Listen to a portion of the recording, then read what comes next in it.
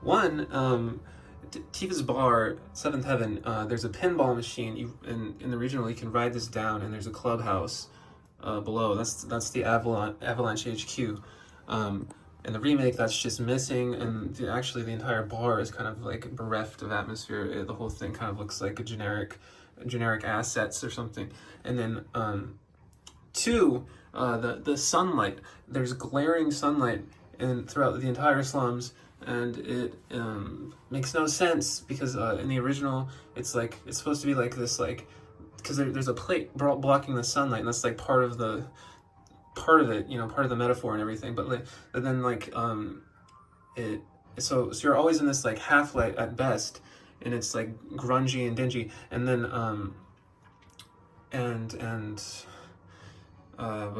oh, and also it makes Eris House more special, because that's the only place in the slums where flowers can grow, along with the church, and both of those places are the only places you see sunlight in the original. And also in the beginning of the original, there's a line, somebody says, I think you're on the train, and then someone's like, you never know what time of day it is in the slums, because the sunlight is always blocked out, it's always dark down there.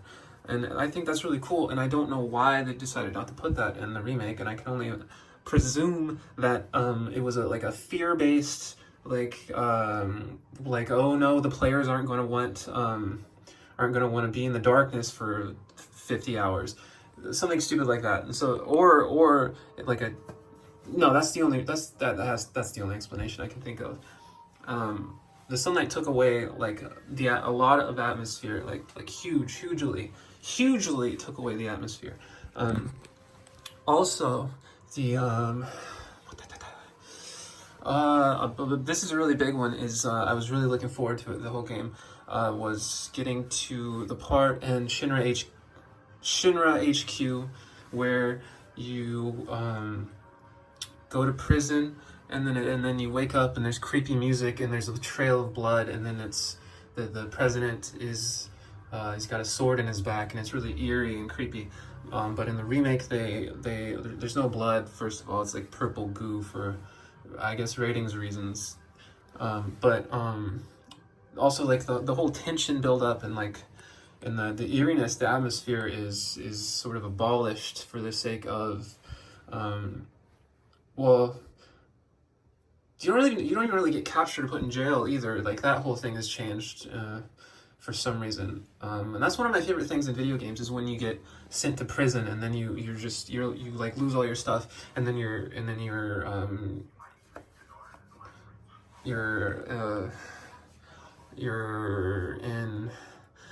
Sorry, I was playing the FF7 soundtrack, and now there's a commercial playing, because YouTube keeps showing me commercials, even though I don't know why. It's not like I'm ever going to buy anything, and every time I see a commercial, it just makes me want to punch myself in the head, and it makes me not want to use YouTube anymore. But I think the point maybe is just to annoy me into getting like YouTube Premium or whatever the fuck. And then I started to wonder, like, why, like, how could this possibly be like a good marketing tactic to like shove bullshit down people's face, like eyes and ears, when they're trying to like watch something I actually want to see? Like, what is that actually going to make me want to buy the thing, or is it going to piss me off and make me never want to see it again? I can supposedly it's just like a subliminal thing. Like, doesn't matter if it's good or bad, it's just in your brain. It's in your brain. It's in your brain, and then maybe you'll be thinking like, oh, I need some like adult diapers one day, and like, what was that commercial that came on when I was trying to watch? Vinesauce do a randomizer or whatever, and then but the song is back, and so yeah, like they took out the whole like eerie Genova like blood trail thing, and that really bummed me out. And then there were a lot of like pacing problems, like the pacing and the tone and everything was really, really perfect in the original, but they wanted to switch it up with the whole like Sephiroth thing that they're doing. I haven't played the second part, so I don't know what all that's about, but that's fine, whatever. I guess I kind of like that they did a different thing. Maybe I like that. I guess if they're gonna like screw the whole thing up, they might as well do something new, so that there's at least like what's gonna happen, but not that they screwed the whole thing up. There's a lot of things that were like done really well, and it was really cool and everything, but yeah, they just Okay, next.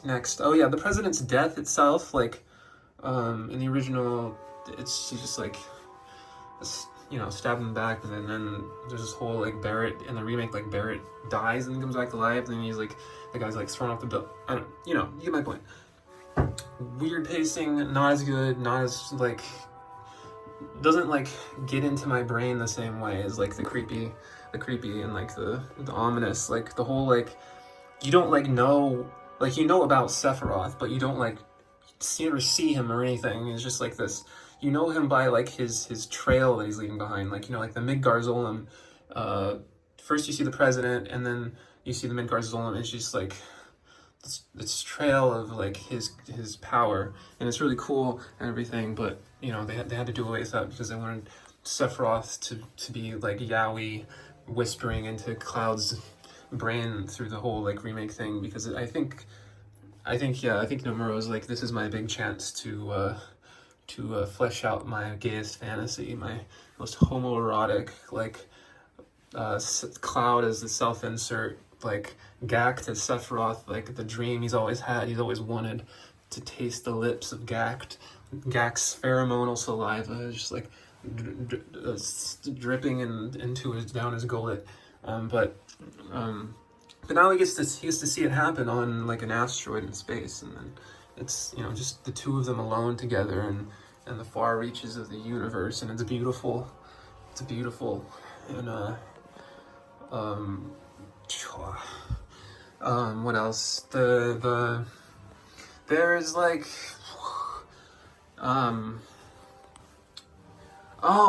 the biggest one. This is the biggest one. Tifa's, like, stockings, like, the redesign. I don't like it because and also she's, like, too thin. She looks like she's anorexic. And she looks like a blow-up doll or something in the remake. But in the original, I had this, like, I know, like, she's, like, kind of skinny in the because she was, like, polygons in it. But you know, the thing about the polygons is that they're, like, representational. They're not, like, literal. I mean, technically every iteration of these characters is representational because it's, like, you know, we see all these different, like, ways, like, art and, like, different assets or whatever, and then polygons and things, and then it like gets in our head. We have this like this essence of this character, and, like, we see these images and we're like, yeah, it's the character, but really it's just, you know, the character exists in our head. Okay, there's a video, I made a playlist and I put it on my channel. It's like got, like, 3 Final Fantasy videos and then, like, the like Joe Rogan Doomsday Cult video in it, because I think, you know, in a way, to me, they all, like, relate in some way. And so it's in a playlist on my channel. Wherever the playlists are, you can find it. It says, it's got a smiley face on it, you'll know it. But what was I? Oh yeah, polygon, like, this thing about, like, Tifa. She's a martial artist, first of all. She would have, like, thick, rippling, muscular thighs and like, abs and like, arms. Like, they'd be bigger than mine. I don't exercise. I know I'm, like, you know, a trucker. You know, that's my gender or my sex or whatever. I'm a trucker. So, of course, my arms are naturally going to be, even though I'm sedentary, they're going to be, you know, rippling and huge and muscular and massive and powerful. And, Tifa's a martial artist. She trains constantly. She's very powerful. She can do somersaults. She can kick things in the air. She can suplex it. Anyway, she's too skinny, but besides that, the like, thigh-high tights make no sense because she specializes in kicking, right? And if you wore that and you are, like, kicking all the time, it's gonna, like, constantly be, like, bunching down and, like, going. It doesn't make any sense. And also, her shoes look really weird, like, they're like Kingdom Hearts shoes or something. Like she's the owner of a bar in the slums. She's not gonna be wearing that. She's not gonna be wearing, like, K-pop fashion or whatever. She's gonna have, like, in the original, like, just, like, you know, like, grungy, like, strong looking boots, you know, because she's like firm, like a firm grounding character. She grounds Cloud. She's got, you know, just, like, very simple kind of like sexy attire, and that's what makes more sense for her. But I think I like I like her voice in the remake, but I don't and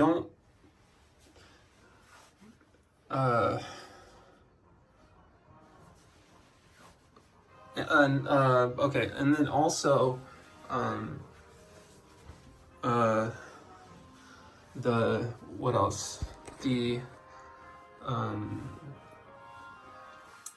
the whole like honeybee in Wall Market section. I thought it was really bad in the remake. I thought it was perfect in the original. Just kind of like this, like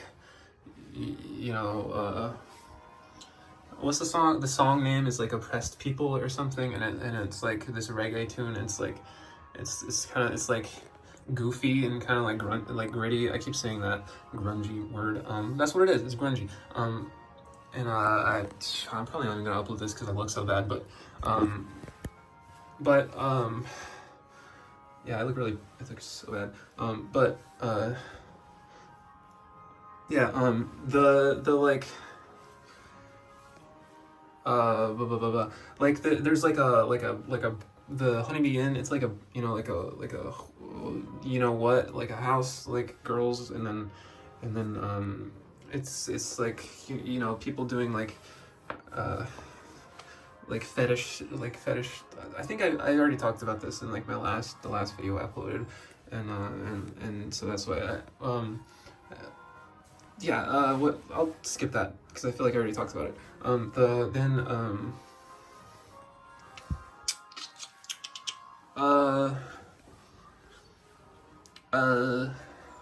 There's the NPCs. The NPCs look like they're from like The Sims or like Grand Theft Auto or something, because they had like another guy that didn't.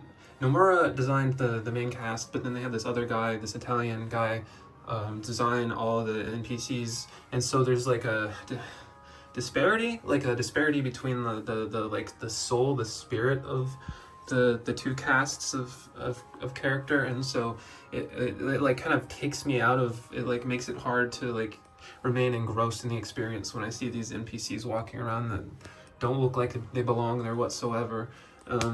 I think they should have really just forced Nomura, just like grabbed him by the scruff of his neck and shoved his head down in it and made him just like design a whole bunch of NPCs for them. But I think that would have been better. But yeah, they're bad. And also the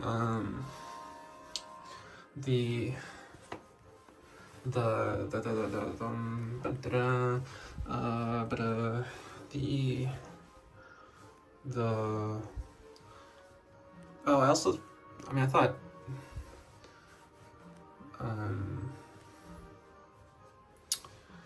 in the original I always thought it would be like realistically like Tifa and Barrett would have like been having like a situationship or something, like they would have been having some kind of intimacy between them, like physically, and then I feel like if I were making the remake, I would have included some hints that they've been sleeping together, but I feel like that was a missed opportunity, love some suggestions of